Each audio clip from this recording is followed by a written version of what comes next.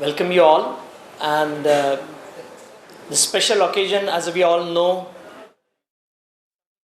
it's a day in the history of ICT, which at least I have seen as the tallest individual in the history that I have known at the institute.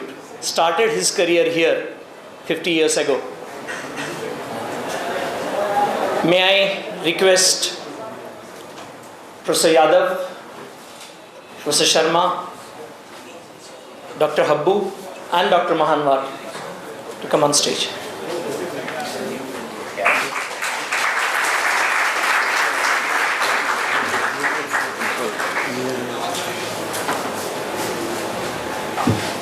And now invite our Technological Association students to say the Guru Vandana.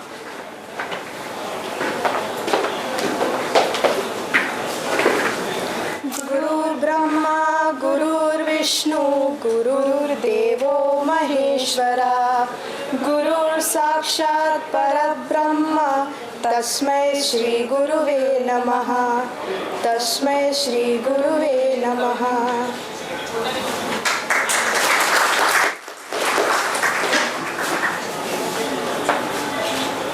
I request Savita to welcome Professor Sharma with a bouquet.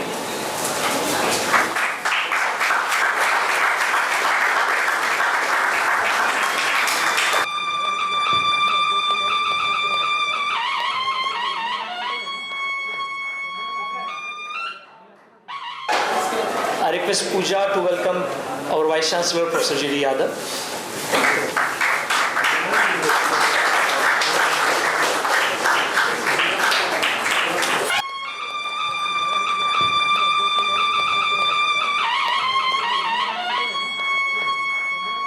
As the day's main important event, of course, is Professor Sharma, and we are all very eager to listen to him, no doubt. But before we do that, there was a ceremony of inauguration of the lab at the polymer department, and the head of the polymer department would like to address you. So, Professor Mahanwar.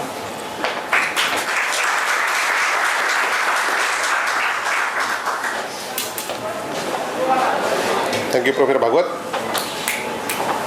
Padma Bhushan Professor M M Sharma, the Vice Chancellor ICT Professor G.D. Yadav, Dr. Habbu, and dignitaries, guests for this function, and student friends.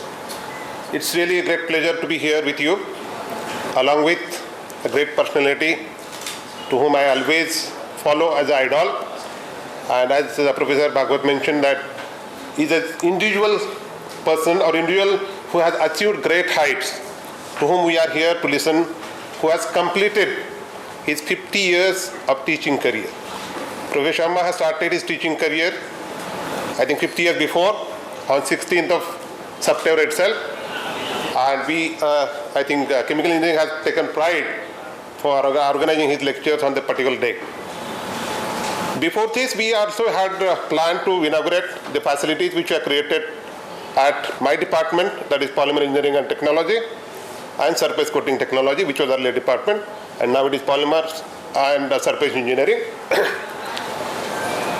I would like to mention here that even though we are the smallest department as far as area is concerned among the institute, but we could try to get maximum possible space by creating mezzanines as well as some of the rearrangements. And I definitely will request Honorable Vice Chancellor to just consider our request and, if possible, provide us additional space, specifically keeping in mind the safety factors. I think Professor G.D. Yadav will agree to this, as he must be knowing that what situation we had. I will not take much of a time, but before concluding, I would like to thank Professor M M Sharma, and as a token of appreciation, I would like to felicitate him with a shawl and stipple. May I request Savita to get it, and the honors, I request Professor G.D. Yadav to do the honors.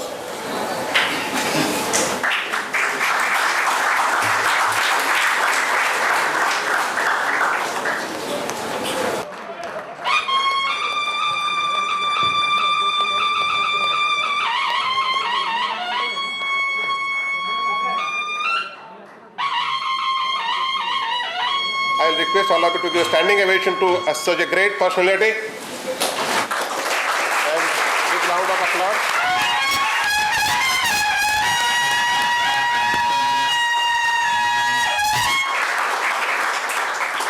Thank you. And with this, I thank all of you, and I request Professor Bhagwat to continue.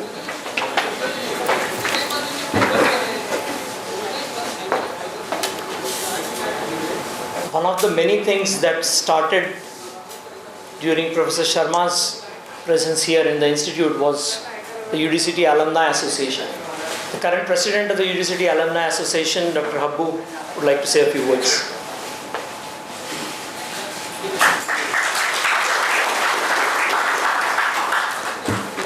Namaskar. Professor Sharma, Professor Yadav, and the dignitaries on the stage. Certain events foretell a lot of things that are going to happen in future. 50 years ago, a momentous occasion happened, and today's 50th anniversary also is replete with a lot of great coincidences. Yesterday we celebrated Engineers Day, the day where probably the greatest engineer that India had, Sir Mokshagundam Vishweshwaraya, his birthday was celebrated. Today we are celebrating Professor Sharma's 50th anniversary where he entered this profession. It also happens to be his son's birthday, so I'm sure that it's going to be especially warm for him this occasion. In the Indian literature, there are Purans. One of the Puran is Padma Puran. And there is a dialogue between Brihaspati and Saraswati. And I won't go into the details, but 4 characters are described in there. Mati, Veena, Hriday, and Chetana. Chetana is energy, Hriday is heart, Mati, as we all know, intellect, and Vani, that is the speech, the diction. If there was any embodiment in today's time where all these 4 qualities have come together, it's in Professor Sharma. And sir, we don't know how you look at this anniversary, but we look that this was a blessed occasion that happened 50 years ago, and we have all been benefited by your stature. You have been a source of inspiration. And on behalf of all the alumni that have gone through these portals, I would just like to present to you a small token of our love and respect.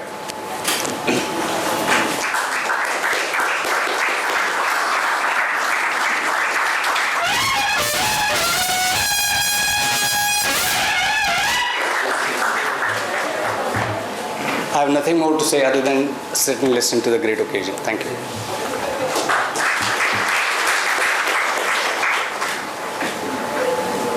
Professor Sharma, of course, does not need any introduction to this audience, but we have amongst us here some very senior students who have been students of Professor Sharma. And like me, Professor Yadav, our Vice Chancellor, was also his PhD students. So I invite Professor Yadav to say a few words first.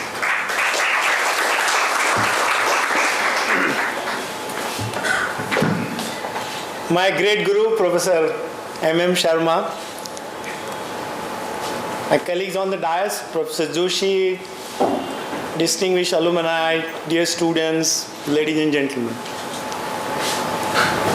On 23rd August 1970, I met Professor Sharma for the first time. And why do I remember this day?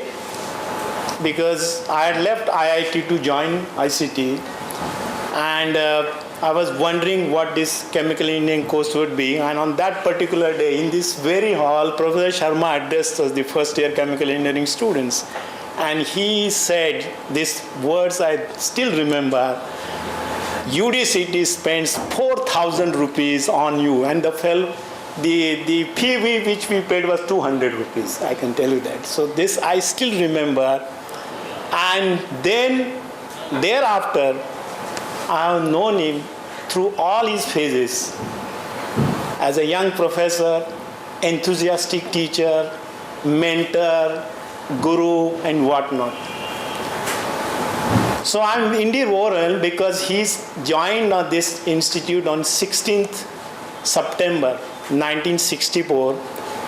he could not join on 1st of September for some reason. He told me privately, but he joined on that day. And so it is so coincident that his son was born on this day 40 years ago. So today he is celebrating his 40th birthday. So very great coincidence. And today also is an engineer's day. So engineer is supposed to create, and Professor Sharma has created this institute, brought to a level, international level, which we never even imagined.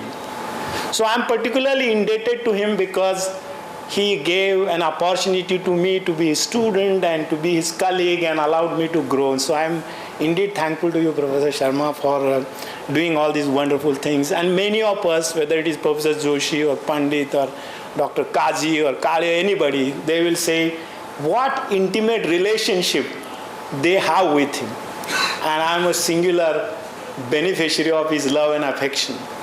So this day has many, many different meanings. One of the things is that the UDCT then was known only in Matunga area. It became known worldwide. And by Professor Sharma, and he's going to tell you how he charted his path with some 17,000 rupees budget. And so today 17,000, the students don't look at it, even they don't buy a chemical which is less than 20,000 rupees. So you can see what he has done. And sir, it is said, because Dr. Habbu is very fond of Sanskrit, I must tell you, Vidvanam Nrapatvam cha Vidvantam cha Noiva Tulle Kadachana Swadeshe Pujate Raja Vidvana Sarvatra Pujate. Professor Sharma is a Vidwan and he is worshipped by everybody. And I bow to him for this great honor which he has done. So this, what you see today, is all sown by him. So we are indebted to you, sir, and we are eagerly waiting to hear to you. Thank you.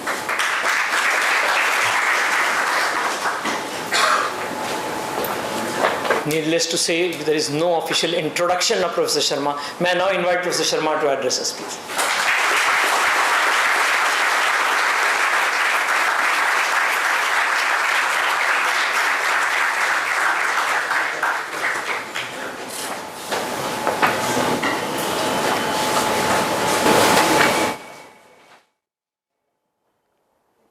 Professor G.D. Yadav, Vice Chancellor, Professor Manamwar, Sunil Bhagwat, Abu, some of my contemporaries, old colleagues, young students, ladies and gentlemen. It's nostalgic for me, and I'm going to say with due humility many things, and there will be many surprises for the young students who are assembled here then and now. So I'll start my journey just having finished my PhD in Cambridge, and I had the unusual luck of taking a patent solely in my name on an academic idea which can be used in industry and address bigwigs in Shell in Hague, and sold it. And I got, by Cambridge standards, big sum of money. Just when that happened, I was called and said that you should put in an application for professorship in UDCT. I said, that is funny. I don't deserve that. I am willing to be reader with few increments to keep myself together. I got a very nice advice from this great British gentleman, my mentor, Professor P.V. Danckwerts, whose photograph you see outside the library. And he said, if I were you, you find it's a bit hot, withdraw your application. That appealed to me, that I won't put myself in an awkward position that I'm appearing for an interview. By the way, that was the only interview in my whole life that I appeared for a job. And this was to be on 24th of August. And I purposely was returning from England by a boat. It was a French boat. It got stuck in Aden. And fortunately, I could fly from Aden to Bombay to be in time to appear for this interview, because that date was non-negotiable. It was a very interesting interview. Anybody who mattered in a big way in the country was present in that interview. And here I was a young chap, 27, facing this big board. I must have done something and fielded the question where to land in this job. But I'll never forget one big wig from industry who thought he'll fling a question at me and perhaps floor me. And that was, oh, I know that you have just finished your PhD and you have come by slow boat, I understand. But you have some idea about price of this chemical or that chemical. So I said, sir, please let me know which chemical you want. I said, what do you think is the price of ammonia? I said that day before I left England, I had read Chemical Age of UK, and this was the price. He got a shock. So he told another gentleman that, you'll have a big job in retaining this fellow. And this gentleman was even more determined. He said, you try. This gentleman did try, because at that time, having had a flying start in Bombay, my value in Bombay was 4 times this Sukha salary of 1,000 rupees per month as a professor, and I was to live as a paying guest. I was still a bachelor. And there were only 4 colleagues, highly demoralized department. They had never thought any PhD will come out of chemical engineering. Grants were negligible, but the self-esteem was battered very badly. Both Chivte and Pandya were my teachers, and there were a couple of demonstrators, as they were called. Later on, they were called associate lecturers. And here I was, a young boy, no experience of administration, put into this hot seat. Now, people thought I was damn lucky, but didn't realize that if I were to fail, it will be stigma for rest of the life, because to fail in that job, and some very renowned person did tell that you may ruin my career by appointing me so early, be it be. So here I was, and I had known that there are no grants.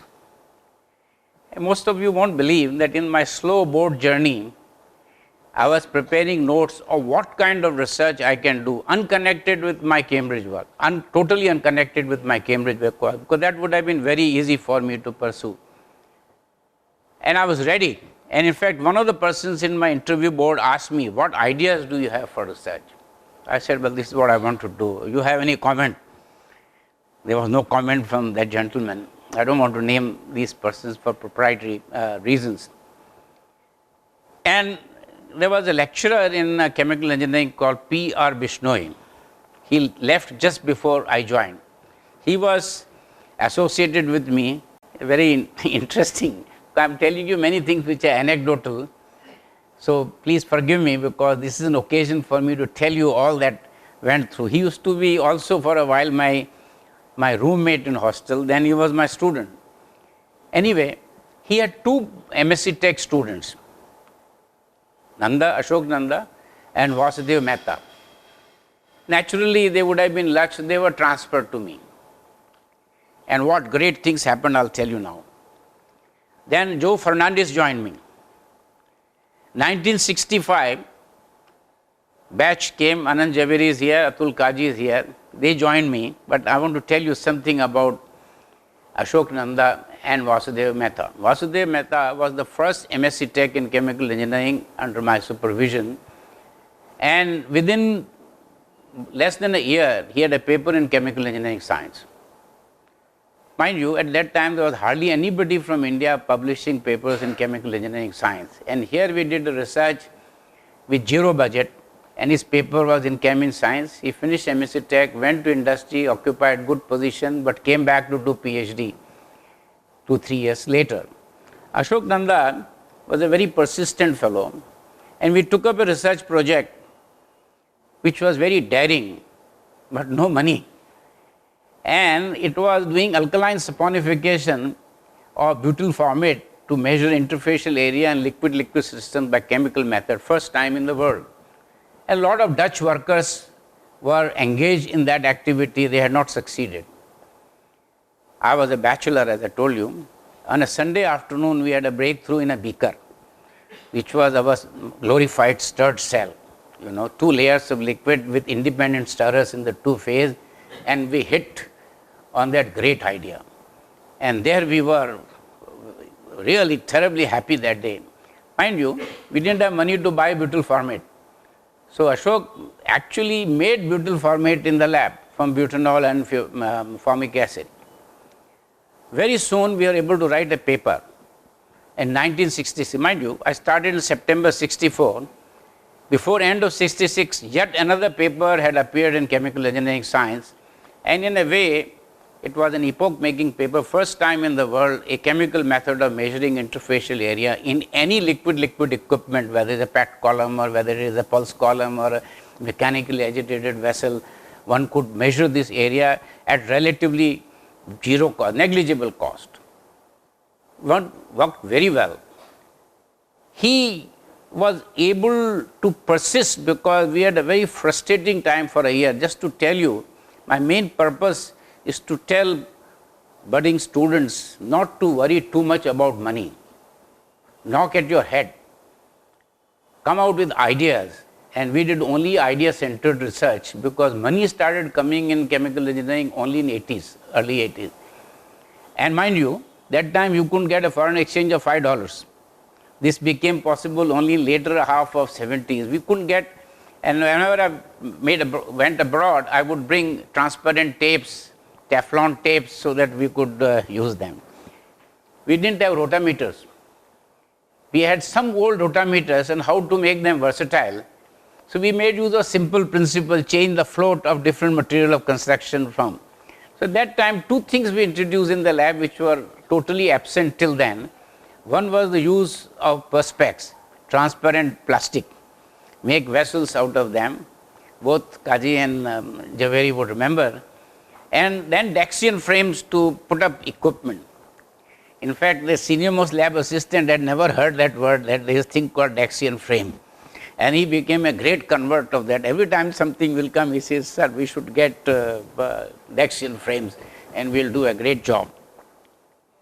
Now, Nanda's work, within a matter of 3-4 months, came in the editorial of Industrial Engineering Chemistry, and we had worldwide coverage of something which we had done, negligible cost, and research started throbbing because success breeds success. Joe Fernandez did mechanically agitated vessels for liquid-liquid system using the alkaline hydrolysis of formate esters.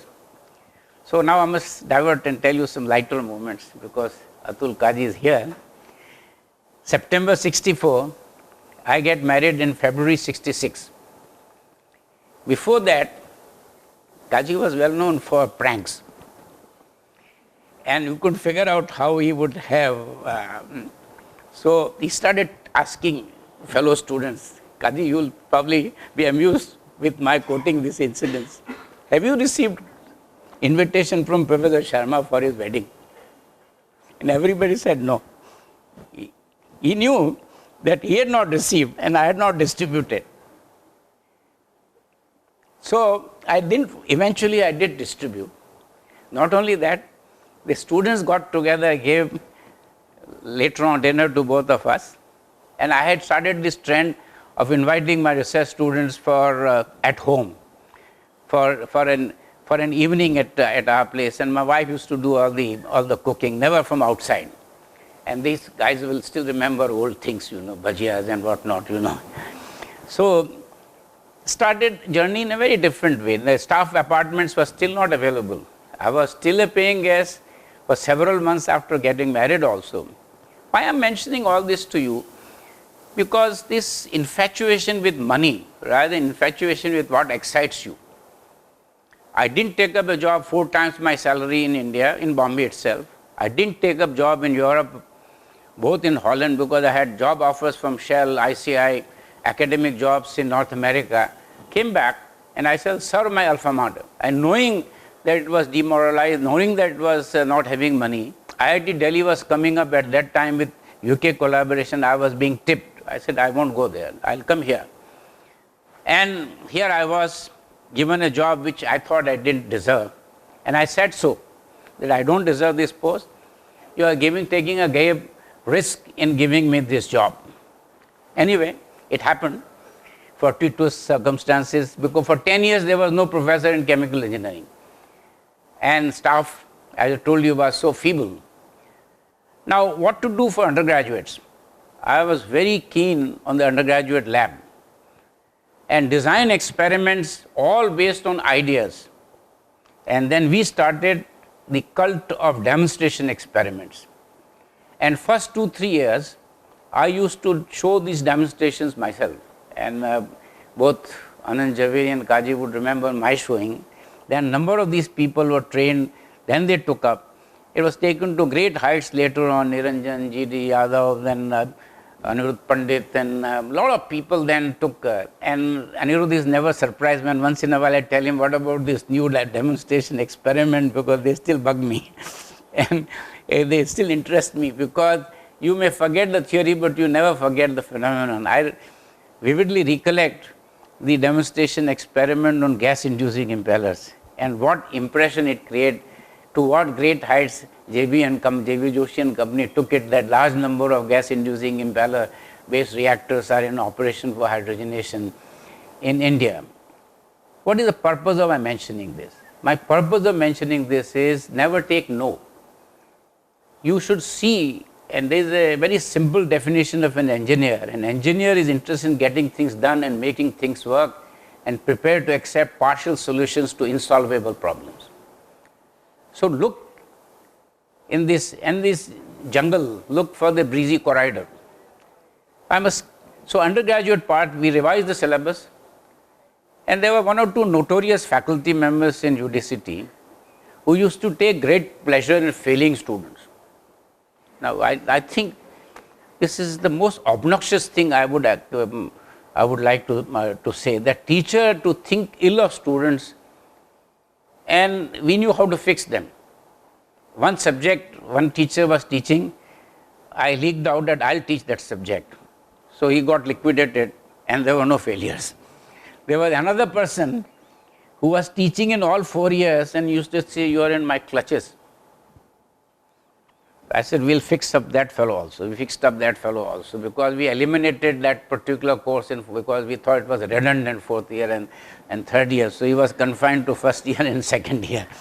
And that also we disciplined, because we were able to introduce the system of moderation. I'll tell you many revolutionary things came in Bombay University. You could do many things, right from my appointment, which can never happen now. But Bombay University at that time was daring. Then and now, what a major difference in the outlook of the university. We could hire a number of people, first on temporary basis in a relatively simple way. So K. Vasudeva joined in 65, K. Tiwari joined in 66. We were building faculty one by one. And since PhDs were coming out, the first PhD came out in 67, second also in 67. And then number of people who got changed over from masters to PhD, whether Ashok Nanda or Anand Javeri or Kaji and all. 66, Mashelkar joined. He also finished in 69. Javeri went as a postdoc fellow to Salford, Leverhulme fellow, followed next year by Mashelkar.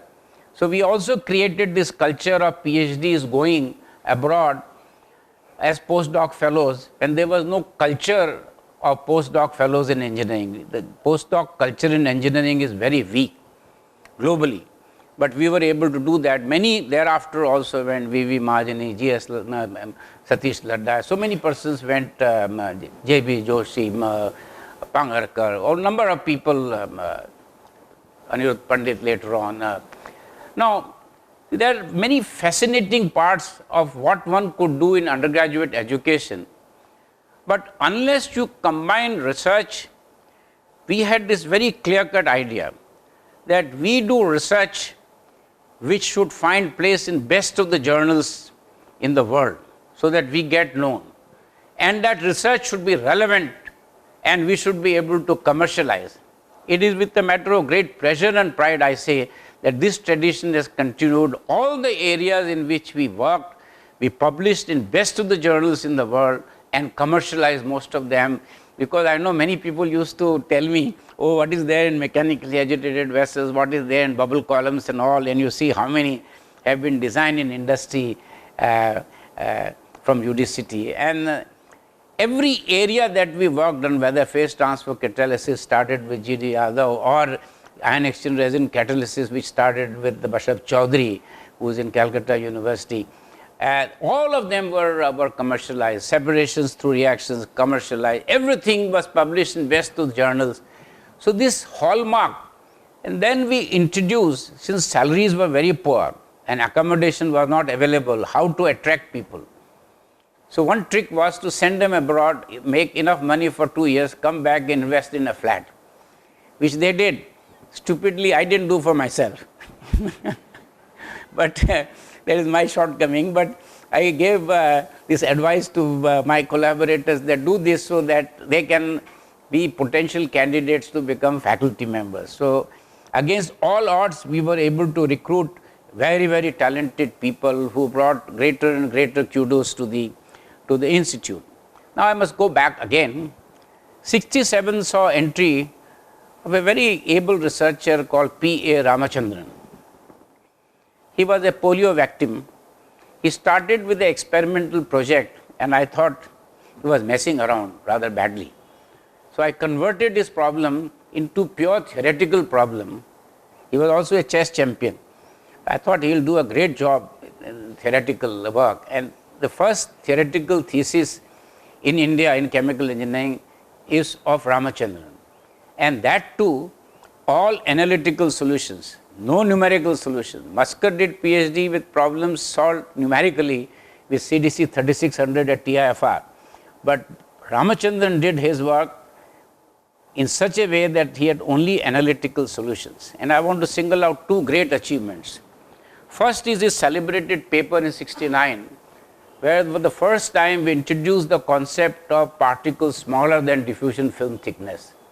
Is a very extensively quoted paper and a benchmark paper, so much so that the renowned chemical engineering personality from MIT, T.K. Sherwood, in a paper in chemical engineering education says he wanted to solve this problem and found that it was already solved, and gives a reference to the work we had done. Now, one of the other remarkable things we did from the beginning, let students think on their own and publish papers in their individual name.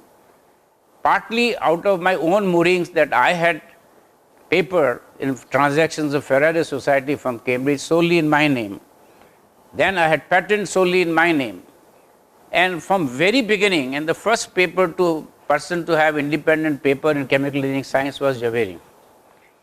Javeri also worked on a problem which became a very popular system, and it was sodium hydrosulfide oxygen reaction, partly out of what I had heard as student in UDCT in hostel, that all these wet dyes are reduced with hydrosulfide. So I had some inkling, and then I came to know that this kinetics of this reaction is the first case in the world of mass transfer accompanied by zero order reaction where experimental data and theory were matched. And it became a standard system by many workers all around the world to measure interfacial areas in gas liquid contactors, because oxygen sulfide system, which was in vogue, has many uncertainties. This also provided some very interesting facets of mass transfer with chemical reaction. Now around that time we were also keen on equipment oriented research. So we took up research not only in bubble columns, mechanically agitated vessels, but we also took up work on PAT columns and brought in the culture of how co-current contactors will be useful for irreversible reactions and so forth, and better packings.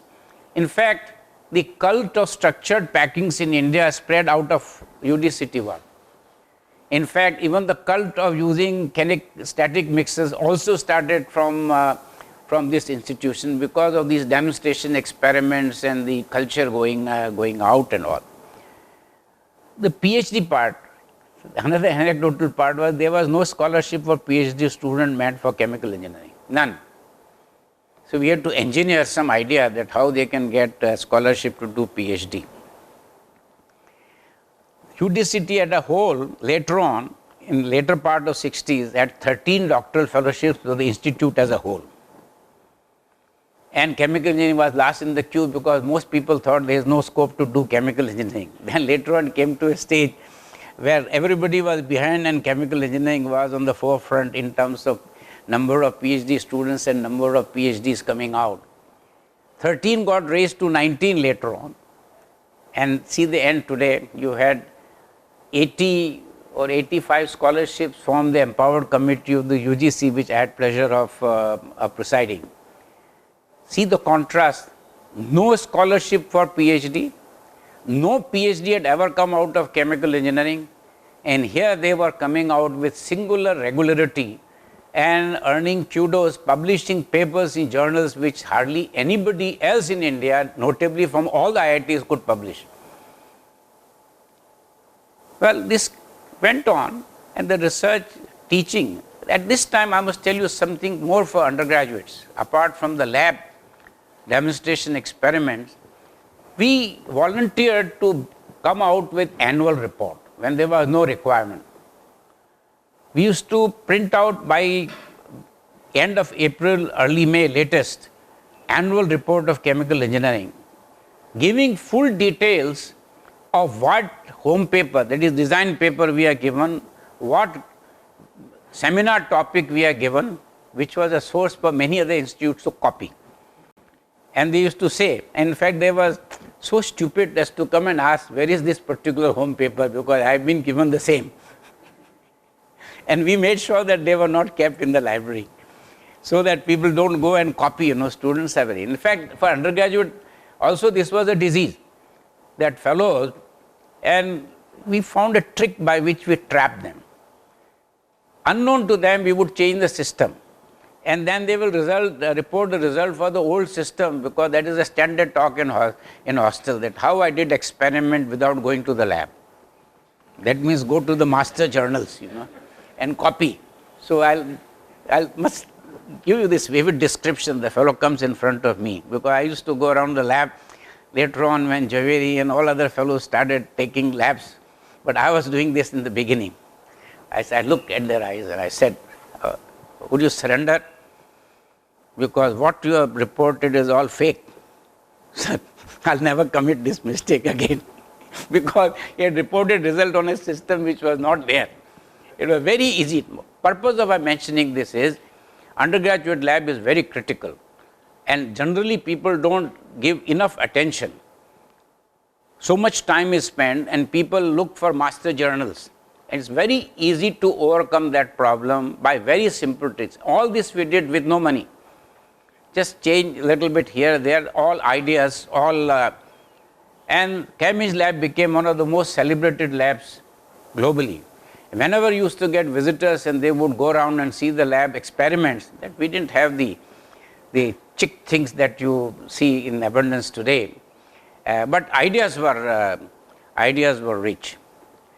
So this first is the cult of publishing independently. At the end of my career, more than 40 papers were in journals all over the world in the name of, and just about most research students, not all, but most had this privilege of having independent publications. Now this also was preceded by training collaborators to write state-of-art reviews.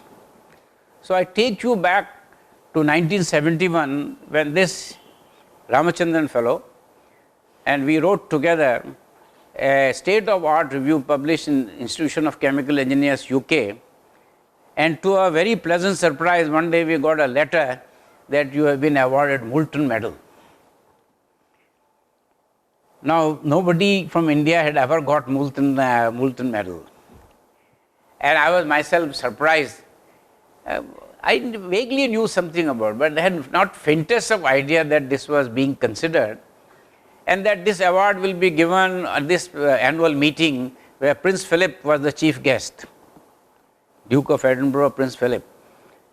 So we looked for funding, and as usual, university made some fuss. So I said, if you can support only one person, it will be Ramachandran and not me. So he said, what do you mean? I said, I mean what I've told you, and I've given you in writing. that if you cannot support two persons going to UK for this award, which is a great honor, P.A. Ramachandran will go and not me.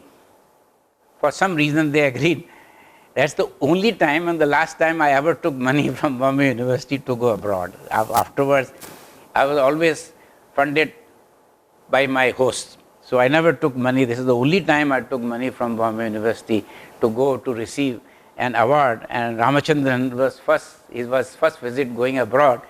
He was a bit scared and all. His elder brother came into the airport and said, "Oh, I hope this fellow is okay." I said, "Don't worry, he is with me." He also went later on as postdoc fellow. He was a faculty member for some time. He went abroad, came back, joined NCL, then went back. He was so mathematically oriented that he later on published a very celebrated book, which people quote on and off. So this whole culture of writing state-of-art review continued. Few years later, Joecker did some aspects of process design of gas-liquid contactors. That also got Moulton Medal. I think there are only two people, J.F. Davidson and us, where we got twice Moulton Medal of Institution of Chemical Engineers, UK. There may be some more now, but at that time, we were the only two persons. Up to early 70s, there was a requirement of all PhD theses, there must be a foreign examiner. I think up to 1975 or 76 or something like that. And all our theses went, and we used to get glowing reports about the quality of PhD theses and the way it were reflected in the publications and all that. So I continued this journey. I said foreign exchange was horrible. You couldn't get $5 and there used to be jokes. Everything you have to apply to DGTT. So I'll give you just one anecdote. We wanted to import quick fit glass pipes with flange connections. So a quick reply came from DGTT. Please clarify whether they are seamless or welded. I'm just telling you. And we had another one, we wanted silicone rubber tubing. Rubber tubing available in India, your request is turned down. So we had to politely tell them, I can't tell them you're stupid, because silicone rubber tubings are not made in India. Then we said it is silicone rubber and not normal rubber tubing, which is available in plenty, but silicone rubber tubing is not. I'm telling you all this because they have become extinct now, because you're only limited by rupees, you can import anything that you want, but we couldn't import rotometers. And of course, since I have Kaji here, I must give, because we didn't have this rotometer and we would change the floats and all, but what to do further? So I think we were the first one in the world to have soap fill meter to measure flow rates of gas 4-inch in diameter. Kaji, you remember? 4-inch in diameter. And he then cracked a joke with Joe Fernandez, who was a simpleton. He said, you got a square soap fill meter. So he was bewildered. He said, I had never seen a square cross-section soap fill meter. You remember that? So the people were amazed to see these soap fill meters working in our lab, because nobody had ever operated, because we had no option to measure flow rates if we didn't have rotometer, and we will give up research in gas liquid contactor. We found out ways and means, increase the capability of rotometers, calibrate them, and calibration was very interestingly done by using SO2 as a tracer and scrubbing in caustic soda solution and analyzing iodometrically. So we used to even calibrate, because original calibration chart won't be valid because change the float. So I'm giving you all these examples. They come back to me like a photographic thing, that all things that we went through, they will look like fairy tale today, but we went through all this. Now, as we progress, I also want to tell you one anecdote, because the MSc Tech Chemical Engineering was a nomenclature consistent with all other branches. And we thought it was an enigma, because the first degree is BCheming, not BTech or BSc Tech. Till it was post-BSc, it used to be called BSc Tech Chemical Engineering, and that stopped in 1955. So we said, no, there must be consistency. So we managed to get, with all university rules and regulations, the nomenclature changed to MCheming. So the degree is MCheming. I presume it still continues that way. Now, we carry on further. First major breakthrough in terms of funding came from UGC in early 80, because they had this special assistance program, and no department except the Center of Advanced Studies in the between textile, physics, dyes and all that existed. No other department in UGC had this. And we were told that you may get only departmental research support. I said our performance parameters are such that the expert committee that comes, we will give them a run. And we straight away got DSA, Department of Special Assistance, and that brought in something like 50 to 60 lakhs of rupees. First time we saw wealth in the Cambridge department.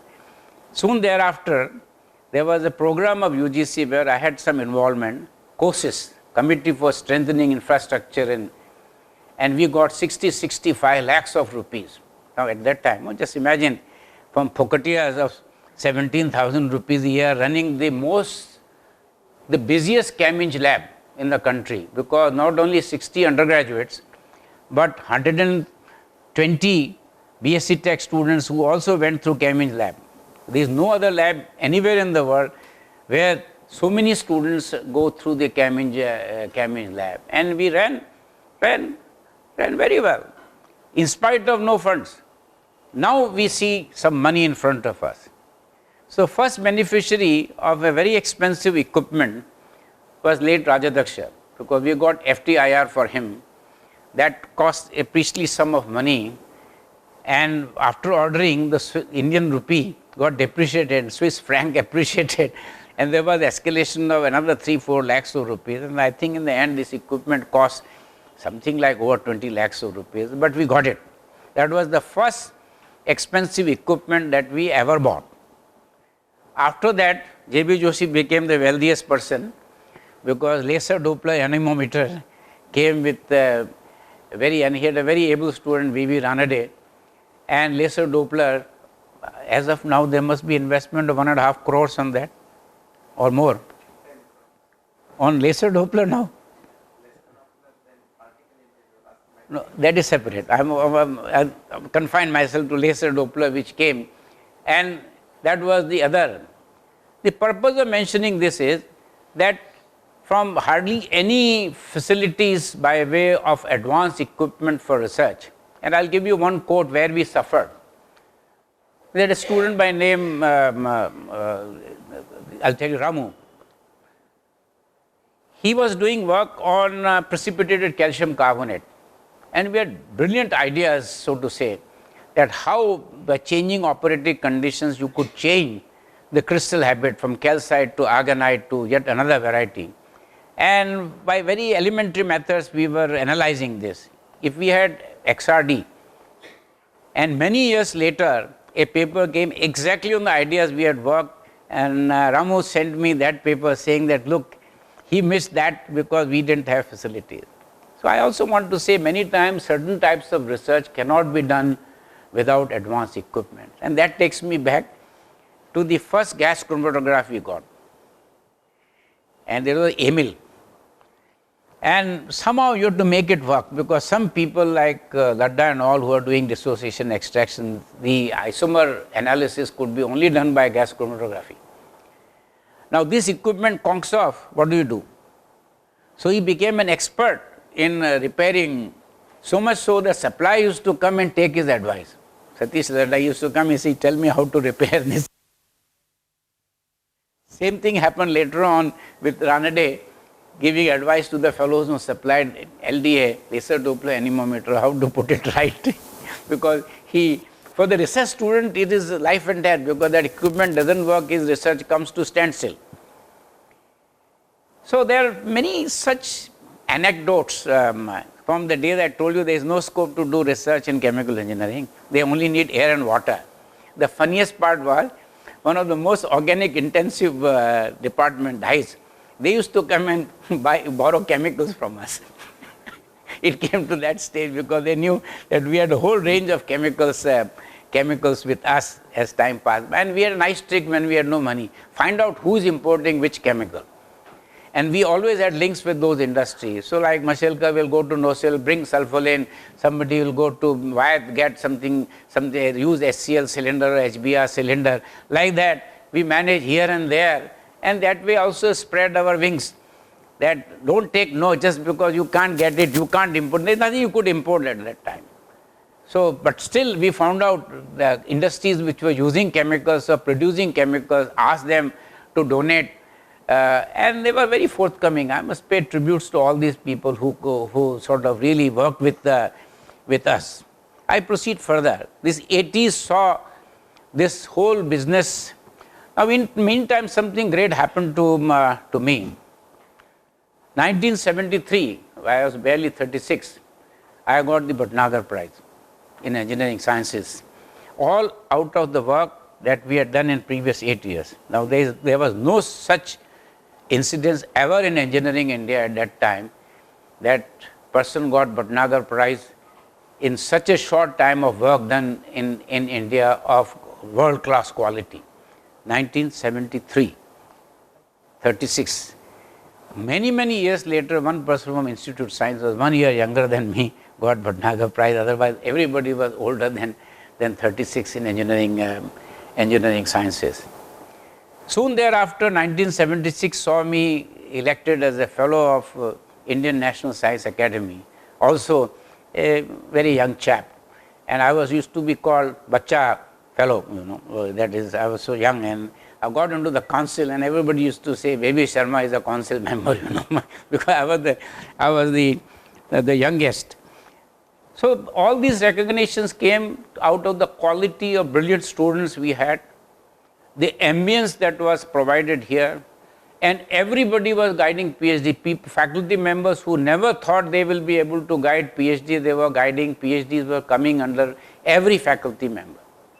One more thing we introduced at a very early stage, in order that our ideas and how to create market for PhDs.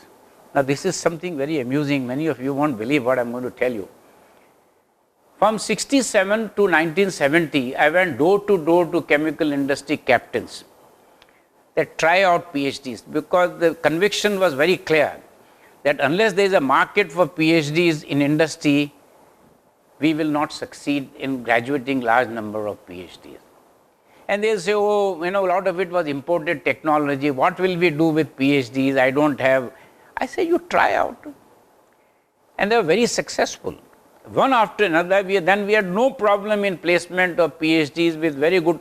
So many persons who had done MSc Tech or MCheming came back to do PhD, went back to industry, whether it was V.D. Mehta, J.K. Gelawat, Mozum Ladabhai, whose brother is present in the audience, to say that you do quality research and you demonstrate your capabilities in the marketplace. To buttress it further, we thought from the beginning, whenever a new faculty member comes, he should become consultant to industry, to buttress his income and also get chaska of applying in industry. So every faculty member, there was a promise given that first 2 years you would be a consultant. Now, if you don't succeed, then we can't help you. Except for one person, there was never any regret. All of them flourished, and the top of the heap is J.B. Joshi. Having started from 5,000 rupees consulting fee to later fees which I don't want to name, but see how you introduce people. The idea was that to create a live pipeline for PhDs to be absorbed in industry. Because if you are only breeding your own tribe, that they become faculty members here and there, of course that is also great, and I have great pleasure that so many of my associates have become professors in different places. Bashar Chaudhary in Calcutta University, Pradhan and IIT Kharagpur, like that there are many. Basu Saha in London. But it is important that normal habitat, which is industry, where you should have placement of our graduates. Now, as the time proceeded, many good things happened to me. 1987, to my complete surprise, I got recognized at Padma Bhushan. I had no idea who put up my papers. I had no idea. In fact, there was a funny incident. It was a Sunday, a phone call came in library. And library boy came, because since I was a great fan of library, the library boy came running to my home, staff quarters, saying there is a phone call from Delhi. I said, just tell him to phone me, because I was in so many committees of government that used to get phone call. Then I got a phone call that president is going to give you an honor. Will you accept? I said, what do you mean? First of all, I don't know what is that honor, and why should I say no? I should say gladly yes. Then I came to know, because in those days there was no email, nothing. I got a telegram in the morning that you conferred Padma Bhushan. This was repeated again, to my total surprise, 2001, when I got Padma Vibhushan. Mind you, I was retired. I was not occupying any position, and there is no parallel to that. All persons who got Padma Vibhushan had big positions: chairman, Atomic Energy Commission, space program, DG, CSR, all that. I was the petty fellow who was given Padma Vibhushan. Previous day there was a get together in UD of the students who were celebrating their silver jubilee. And by the time it finished, I reached home, me and my wife, at 11:30 or close to midnight. And there came a call. So my wife jumped and said, some बड़ी गलती हो गई है, वो नहीं हो सकता. इसने गलती नहीं हुई, सही है. So she just shouted and called me on the phone saying that you are being given. Next morning I got calls from these very fellows who are with me here in the department for celebrating.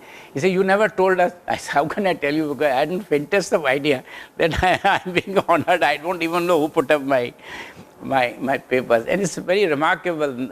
Not a single award that I got in my life I had ever aspired or applied for it.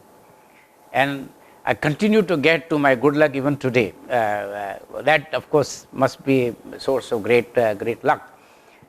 Now, another major event. Our library wasn't rich earlier. And for came in journals, I used to go to IIT library. I said, that is shameful. We must find out funds to, of course, I must go back and tell you something nice jokes. First of all, there was no budget to send research papers by airmail. Can you believe that? None of the present, and stationery was rationed. There were no envelopes to send papers, and we had to send papers as registered airmail book post. And these were reprints which we used to get from overseas with nice envelope, which we used to put brown paper on that and use those envelopes to send our papers, separate letter and a letter. There was no provision for typing, so we had to put money from our own pocket to get papers typed outside. And all students, I can even today recognize, I dare say, Anant, or you send me a thing, I'll recognize your handwriting and say this is so and so. Once the computers came in and they gave only the report printed out from the computer to the printer, that trick was gone, that I couldn't. Even now when I get letters from some of the former students whose handwriting I had known, I have no problem in fixing them that so and so has a. So just imagine, research institution, no budget for sending papers by airmail, no budget to get papers typed. You can imagine for yourself what must be the kind of circumstances through which one went. Then we created a budget for sending papers by airmail. Can you believe? There was a budget created in the university budget for UD budget for sending papers overseas. Now, I'm sure this will be amusement for many of you. And stationery was rationed. The manner in which stationery is used to take out Xerox today, I think will frighten some of the old timers in the university. Say, where is the account for these paper reams that you bought, you know? And how times have changed, how things have changed. For want of time, I'll skip many things and come to something more interesting. 1989. Now, in 86, I had sent a letter to the university when I was the senior most faculty member, that the directorship of UDCT should not be based on seniority. So nobody could doubt my credentials because I was the senior most. And I was writing that letter saying that don't consider on seniority, which I would have been automatically. Notwithstanding that, I get a letter in 89, in August, that you are appointed as director. I wrote back, it's in black and white. I am not inclined to offer because I invite your attention to the letter I sent to you earlier, saying that it should not be decided on the basis of seniority. So I declined. A tremendous moral pressure was exerted on me from Dr. B.D. Tilak and so many people that I finally yielded.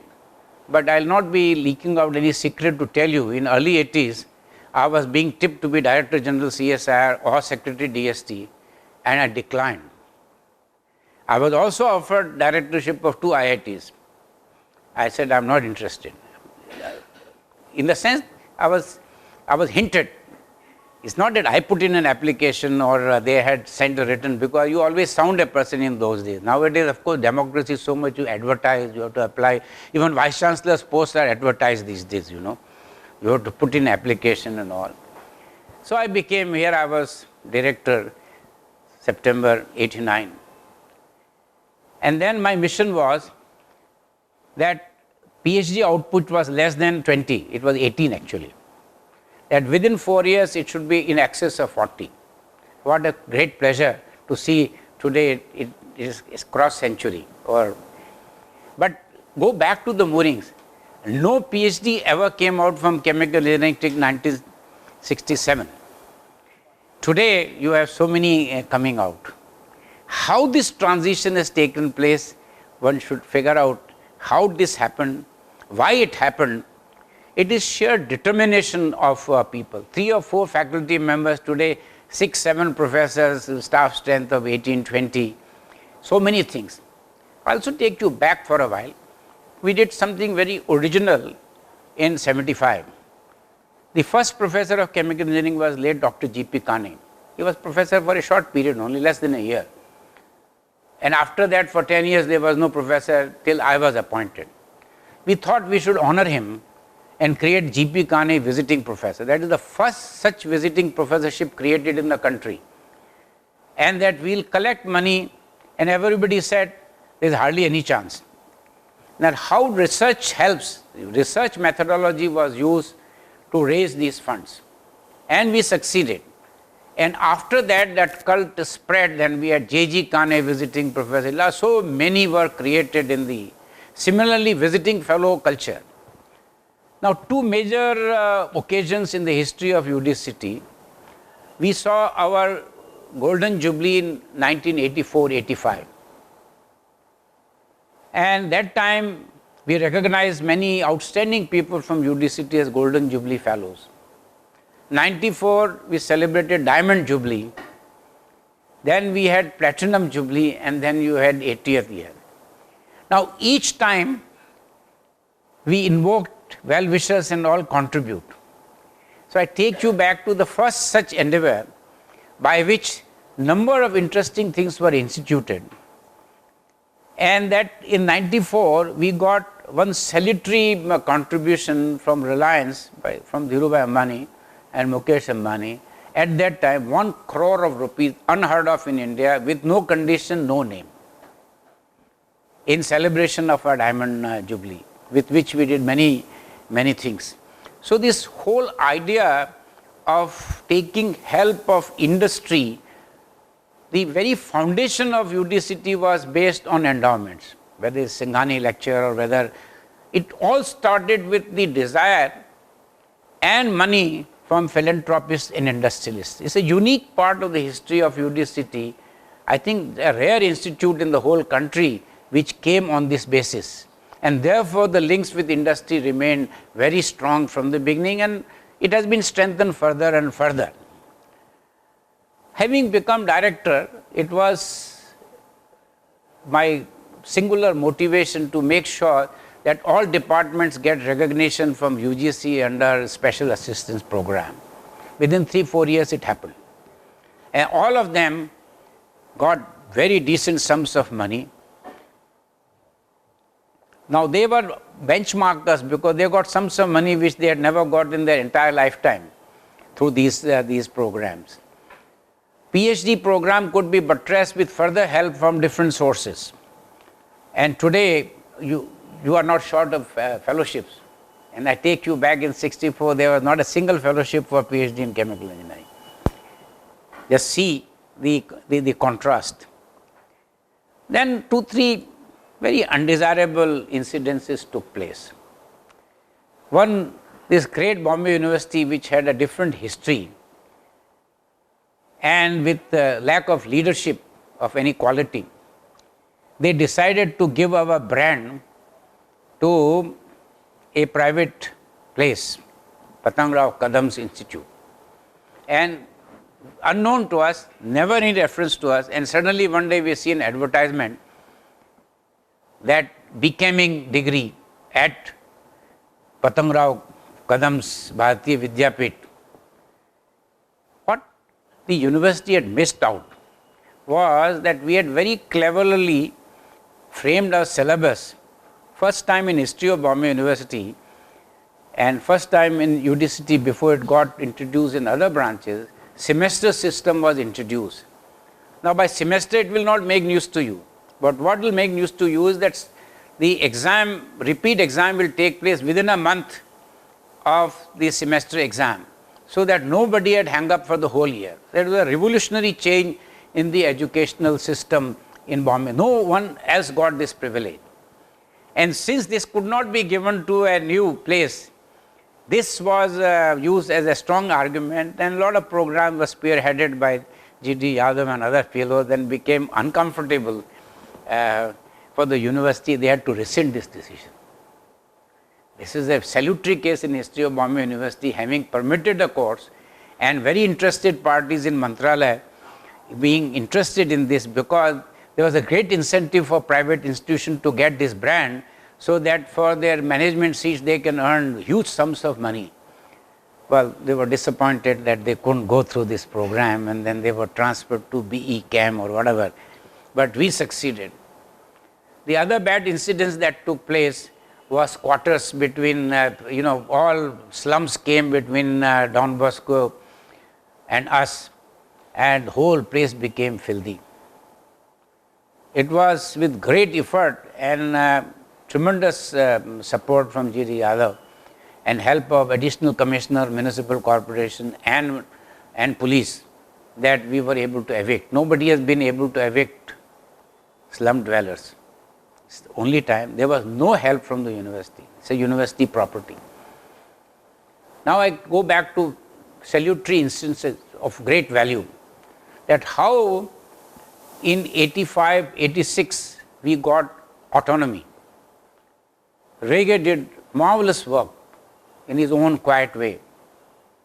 That was the starting point for UDCT to fly higher and higher in terms of administrative measures, and that we were authorized to collect funds directly and not through the university, then only report quarterly to the university. This was then followed in 90s by getting the first and the only department in the whole country to get autonomy as a university department endorsed by the state government and UGC. So that was another starting point. Then it became further autonomous when J.B. Joshi was, and then it became deemed university, and then you got Elite Institute with G.D. Yadav coming in. So if that autonomy had not come in 85, and if the further autonomy had not come, it would have been nearly impossible, because people will make statements in public by vice chancellors and all. What they mean is different from what they say publicly. Publicly they were saying we'll give autonomy, we'll support deemed university. Privately say they'll never allow this to happen, because the real crown.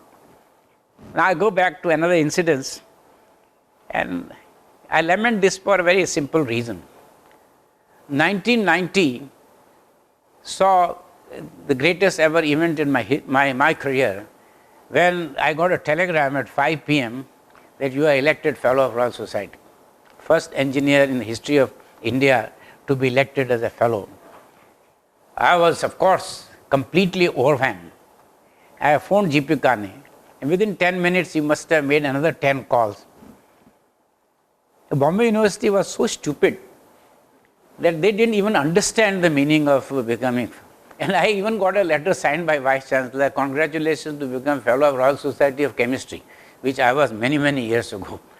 What is that to do? That is a triviality in front of Fellowship of our Royal Society. That gave further boost to, and that's the only time in the whole history of Bombay University that anybody, the same university which appointed me, in the same university as a faculty member, while I was a faculty member, decided to give me LLD.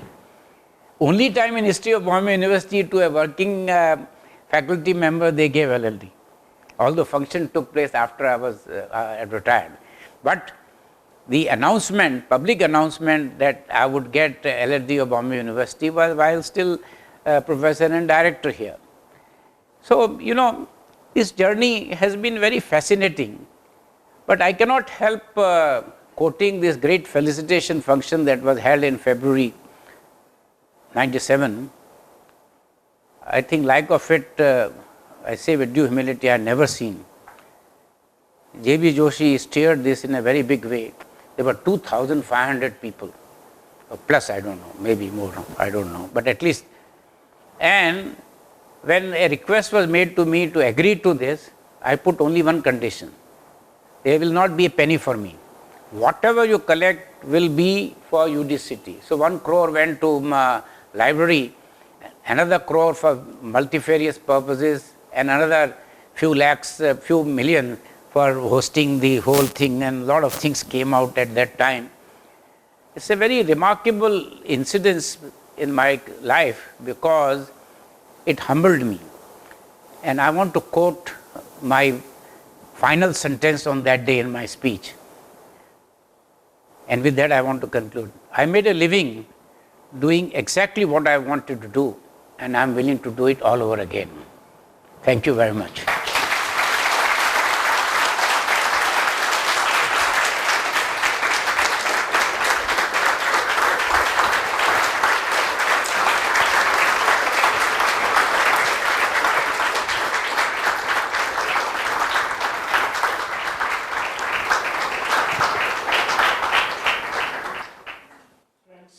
The debt that we are in to Professor Sharma can never be thanked enough for. Still a formality. I invite Professor Pandit to propose a vote of thanks.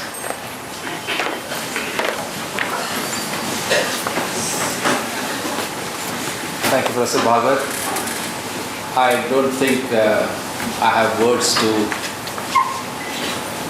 thank Professor Sharma for not only what he has done for all of us, also personally to me, and whenever we have requested